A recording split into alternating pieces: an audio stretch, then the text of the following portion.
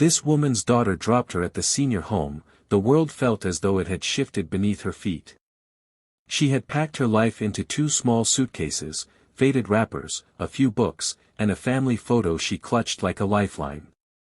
The daughter said, "Mom, I'm going to drop you off here. You're too old to help at home and I can't just let you live off me. Stay here and fend for yourself. I will visit you whenever I feel like." The senior home was clean and well kept, but it wasn't home. The walls echoed with silence that even the chatter of nurses couldn't fill. She often sat by the window, silver hair glinting in the sunlight, wondering if this was where life had finally chosen to leave her. Weeks passed, and visits from her daughter became fewer, then stopped entirely. Loneliness grew like a shadow, heavy and unrelenting. She prayed often, whispering to God that perhaps her story wasn't meant to end in abandonment. One afternoon, while the residents gathered for a small community event, a young man walked in. He wasn't family to anyone there, just a volunteer named Tolu. With warm eyes and a ready smile, he greeted each elder like they mattered. When his gaze fell on the woman, something softened in him. He sat beside her, listening as she spoke haltingly about her childhood, about her home in the 70s, about her daughter who no longer came. Tolu returned the next day,